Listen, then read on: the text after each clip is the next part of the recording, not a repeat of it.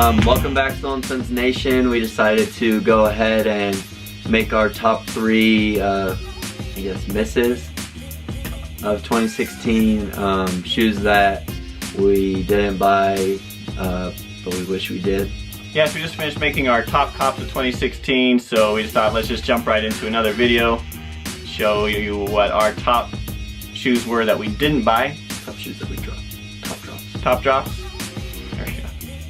He's got gold going right now. Let's keep this rolling. But these are shoes that are going to be on our hunt list. Right? These are shoes that we're going to try to get. Without further ado, we each have top 3. It's not a final 6. It's just going to be Carter's 3 and my 3. So why don't you go first this time? I love Nike basketball. I always have. And to me, it's kind of sad how Nike basketball has fallen off, because that was some of my most vivid sneaker memories, is waking up on All-Star weekend to try and get those shoes. When Nike said that they were going to release the Fade to Black line for Kobe, I was pretty excited. I just picked one of the Fade to Blacks that was my favorite, and one of my favorite Kobe shoes of all time is the Kobe 9, so I picked the Kobe 9 Fade to Black. It's a high top, so I love that. I don't know, I just think it looks really sweet. Well, you have other Kobe 9s, right? It's one of your favorite shoes to hoop in. Mm-hmm. The high or the low, you know, the elite or the engineered mesh. Extremely hard to get. You know, I was able to come away with 2. I got the Hirachi, which was the very first one to release, which actually looks like a shoe that I played in back in my day, that I had, because it was white too. So that wasn't my favorite one, but again, I was glad to get it just for the history. And then I also got the 4, Kobe Fade to Black 4, which was just a little darker, just starting to turn gray. So those were fun to get, but we missed out on our favorite. Okay, so the number 3 top drop. Drop top. Sorry. Raindrop. Drop. Okay. I was actually pretty lucky and fortunate this year to get the shoes that I wanted to get. So the ones that I didn't get were ones that were just extremely tough to get. They were either released in limited numbers, or there was just a ton of hype on them for resale and whatnot, and so they went pretty quick, and you have to have bots and proxies and servers, but I don't get into all that.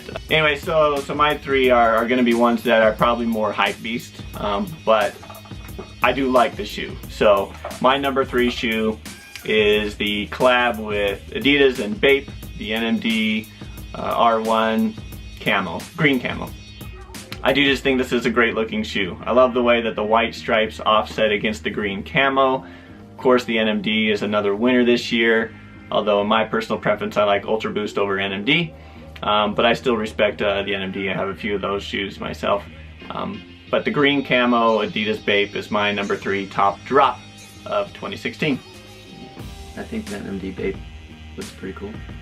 So my number 2 is, he's my favorite player. I want him to be the greatest ever, just so I could say to my kids, you know, I watched the greatest player ever.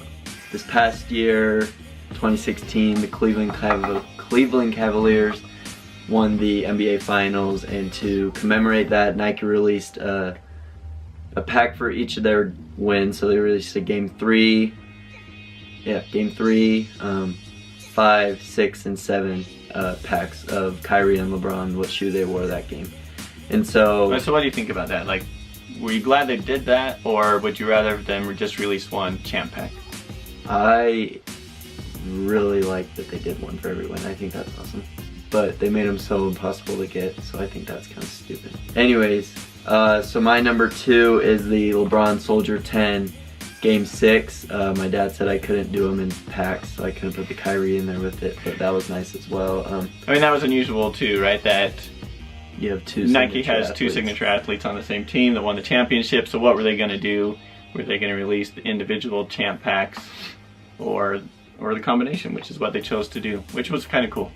Yeah, I like that idea. I just really I love gold, and it's a LeBron shoe. So what I think is pretty interesting though, and also telling about Nike basketball, like you were talking before, how they dropped off, right? The Soldier was not LeBron's signature shoe. So what we've seen though is a trend with some of the Nike signature athletes is they're not wearing their shoe, you know, their designated shoe, their signature line. Not all the time, you know, KD is wearing the 9 this year. KD had a problem with the 7s. Anyway, so LeBron wouldn't wear his 13, right? So when the championship happened, they won, I tweeted out, so is Nike gonna make the champ pack with the 13 or with the Soldier? And so it's clear what they ended up doing. I really like the shoe. You know I love gold on shoes, and it's just white and gold, and it's simple, and it was a home win, and they just dominated, and he looked awesome wearing them. And so, you know, I just think the Soldier, I think it's a really good looking shoe. Like, I honestly would, I would wear that just wearing it around, and it's really cool how it has no laces, and it's not a bad basketball shoe to play in either. What do you think about it, performance-wise? I think you have to break it in. That was kind of our team shoe this year. A lot of kids on our team have them, and lots of kids complain that it takes a while for the grip to start like adjusting or for the zoom pods to break in. But they do break next because they aren't a normal basketball shoe. Like, they don't have laces, and they look nice. So I do really enjoy that shoe. So my number 2 is the LeBron 10 Soldier Game 6. Alright, so my number 2 top drop of 2016. This shoe released in April time frame. A little bit of mystery about this shoe. It was the year of the Jordan 12. We saw a ton of 12s released, Blue Games, French Blues, University Blue. And this one that I'm saying is my number 2 top drop. Hobios. That's not the shoe though. I know, but it's the wings. So this shoe had a lot of unique features to it.